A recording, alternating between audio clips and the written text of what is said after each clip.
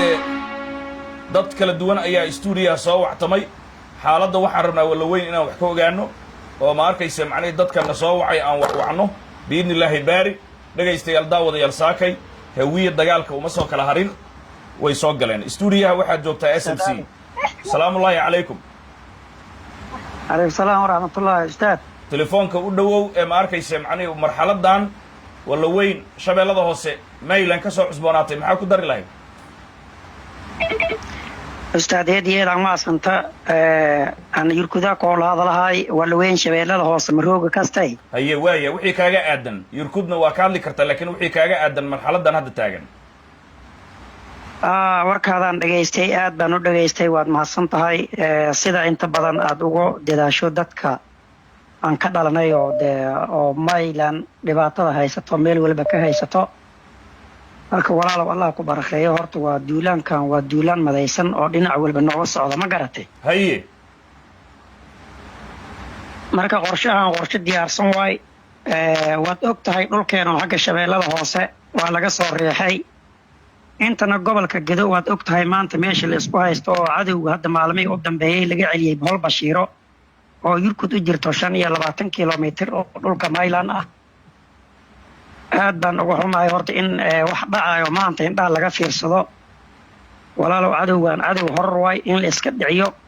si midaysan la iskaga dhiciyo mooyaane hal kale to ma lahan ma garatay haye dhacdadii shalay dhacday kolley hoogaa ma fiicnayn bani aadamnimada iyo islaamnimada kuma fiicnayn laakiin waad aragtay maanta jawaabtii laga bixiyey wixii shalay dhacay wax ka duwan ama wax ka daran maanta way dhaceen marka qorshe diyaarsan buu ahaa isdaba dhiga hadalkaaga marka qorshe diyaarsan buu ahaa waxyaabahan rabo inaan kaala hadlo waxay tahay ama aan fursaddan ugu faa'iidayso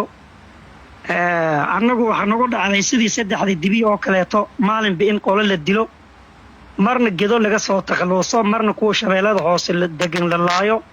marka u dambaysana la qaato inta u dambayso qorshahooda yahay nimankan marka waxaan oran lahaa in la iska celiyo si buuxda la iskaga celiyo indhaha laga fiirsan cidda kaleeto ku fiirsan maanta fursad baa nala gudban 91dii lama joogo muku dhawaad 2 sano ayaa maxay oo ka socda degmada Luuq gobolka Gedo dagaal ayadoo dagaalkaas kaliya hal beelood oo digil iyo maraflo ku aftirsato ku jirto alxamdulillah waan iskaga filanaatay waan iska caabinay marka haddaan si wada jir aan iskaga celino insha Allah waan ka guuleysanaynaa ma garatay oo cidii soo damacdo isku dayso inay qaadato insha Allah si fudud uma qaadan doonto waxaan oran lahaa baashi aysan la isku fiirsanay nin walba gurigiisa ay uga soo gali doontaa intay goor ay tahay bal ragana la iska celiyaan oran lahaa waaye maantay 4 subaxnimo weerarka macnihii hawiye ay soo qaadeen tuulooyinka dudumaaye hooyooyinka jiifa iyo gabdhaha ay ku gubeen sideed u aragtaa dagaal 4 habeenimo la soo qaado ma dagaal qabiilba mise waa dagaal shabaab ma arkayse macnihii noocaasi qaabkee lagu yaqaana dalka idinkaa jooga walaalow dagaalkaas dagaal qabiil ma ahan waa dagaal qabiil ka weyn ma garatay waay laakiin in tuulooyin la gubo dadka lagu dhex gubo hooyooyin iyo caruur lagu dhex gubo haddana hawiye idaacadda ay soo istaagaan aanay ka hadlin ay sheegaan qof ma arkayse shalay la dilay oo la gubay keliya taasi cadaalad miyaa cadaalad ma ahan cadaalad darada waa tii ay inta sano hadda 20 sano ama 30 sano u dambaysay horta guud ahaan dalkan ka jirtay marka wax nagu cusub ma ahan ninkii shalay la dilay oo maxay ahayd lagu tilmaamay inuu nin xanuunsan ahaa horta kolley anigu shakhsiyan in qof la dilo haddana markii la dilay kadib la gubo hoogaha horta waa qofka islaamka ah hoogaha kuma ficino hadduu la dilo in dilka la iskaga dhaafo waa ficnaan lahayd gubka looga darin taas waan cambaaraynaynaa aadan wuxuu nahay dhaqanka Soomaaliyeed iyo kan islaamka midnimo qabo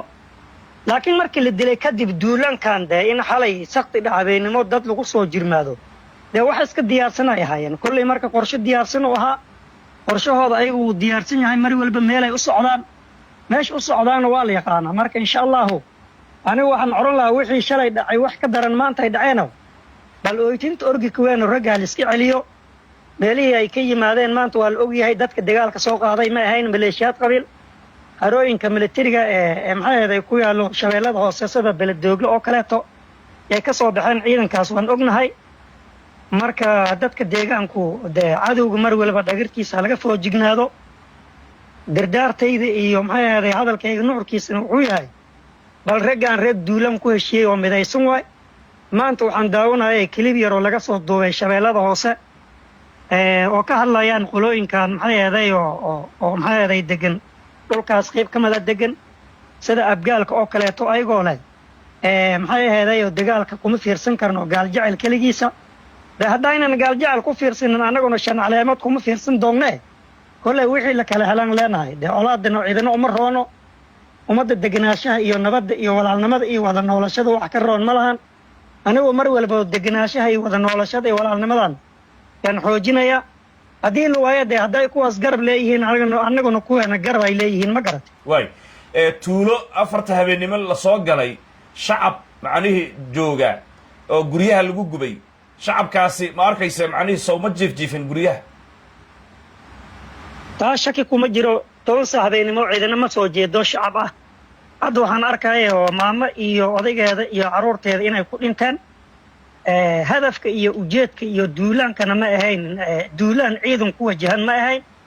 taragalka wuxuu ahaa in lagu xasuuqo dadka gobolkaas degan ama eeriyada magaaladaas walweyn la yidhaahdo iyo eeriyadeeda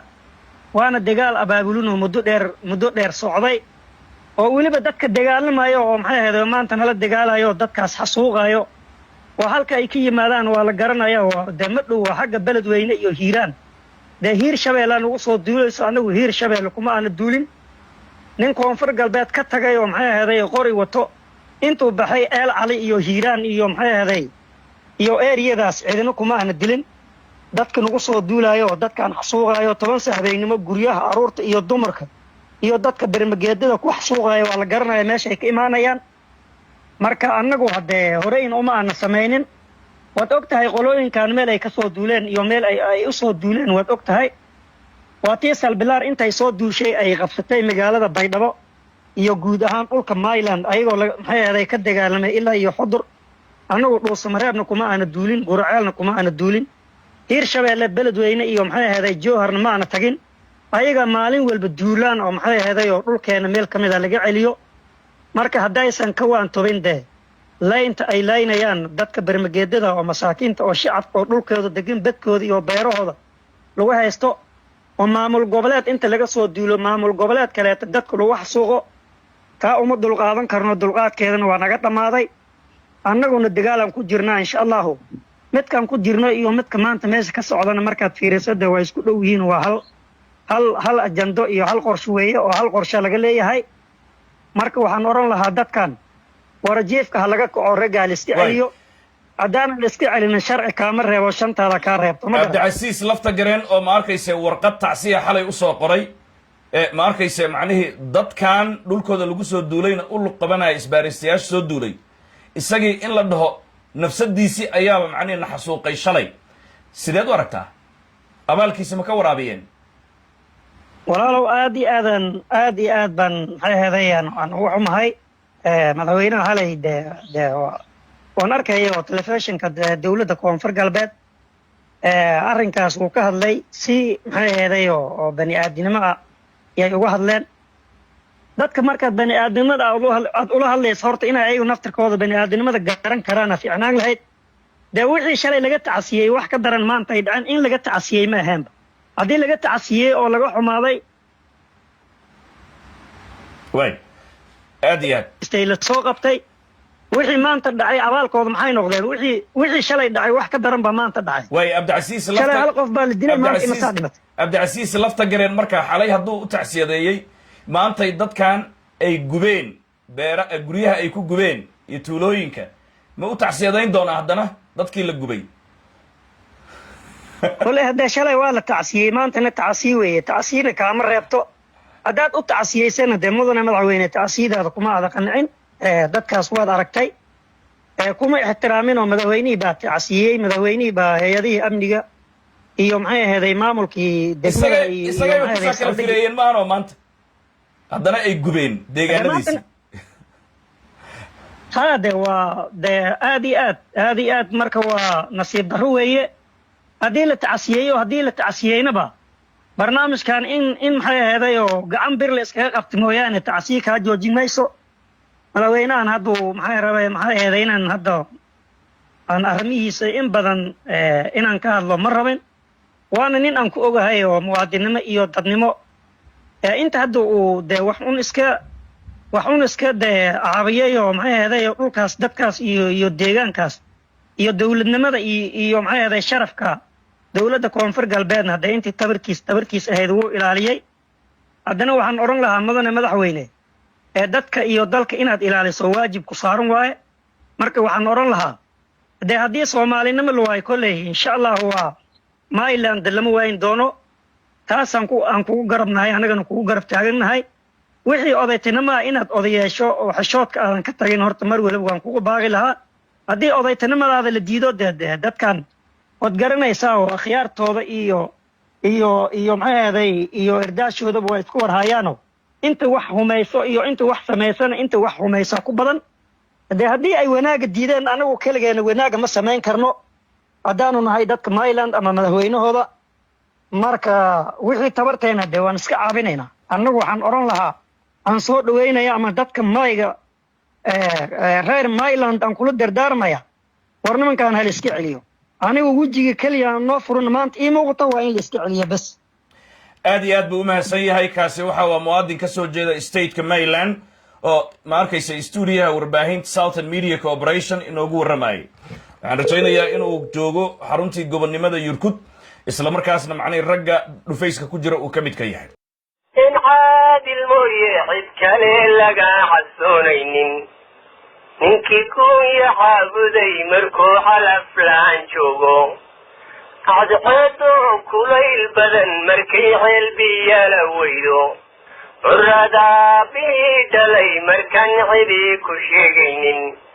عشيريو إلباكو قرن لغا حصون أيو سيد الروح دال الروح كالكاغا عرارايو مالنتي حداتي وحبين لغا حاغو قرون كوذا يشي وذا حدانايو الحور جريني بنان لغو حشيميو عذابكيو جندك لكين لغو حلوريوبو احرن حتى زور الله يدعيد لغو ديرو الله علو هذا حالي ليه وشنق عاو عشاداني خيارني ويلا تاي ويلا حلوساني تسكني من طبادي سنجرين وحلا علي عشركي كتغيبا نقتين حبيك يليني وقتي خيار كدار مالو حد بياي الليات بحلي والو حلا حلي عوانك ملك باكو قرح ابن كفلاي عدد كلانا خير باكو يالغو حسوماي عربك غوحدا تركا حمل ويتيني حدودا وحيلغو قبتي حفلي هذا الشاي الكانا وحيلغو حنيد ابو حسيا وحلوستا ومحكمة عادي اللي جاي عزي كولي كتاي شيخودان عادك قرينيني عربا دبتا مالين تالقو حشيميو حفلو غلايايس إلا حسيادا مرسلكي شبه حدا جبريل عادي لوغا كيني كولو على مدي حسن قوايا عذابا متيسن جنة لغا حسين ايو الله يو عطانا قاعدي عادل باتا يا حيوم يا قيوم قلبي حيو كل كينغا قراراتو أذيقا قماتيقا جاذا قايب كذا راهي ninkii aad u qaban qaabisa qaatilkeedeelaaye kii kalena quus buuyo waad ka qubaysaye arji baanu ku qoranayna qayla maantaaye qabilkii jaagada allow qalinkay raaci allahayow qabuuliga yeel qaadir baa tahaa quluuxiyo watiiniyo ikraanku qabsanayaaye albaqriyo qur-aanko dhan baan kugu qayshaday haygu qadinin eebow baryadu waa mid qaaliya allahayo wada qaadiro qaniyo weyne adiga quluba ugunka qaldamin ruuxe adigaan wixii naga qarsoon hadna ka qarine quraanjada kolay tahayadan qurusu waayeyne adigaan qiyaasle u bixin qalinka mooyaane qasnadaadu adigaanay madhan lana qiyaasayne allahayo wada qaadiron qirayo wodaaye qof kastabada malag u diraa qoraya diiwaane adigaa wax kala qaybiyo ruuxnaan qadine adigaa quduuson xigtiyo ehel qaraabayne adigaan qofku xiga qof kale uga qabyaalayne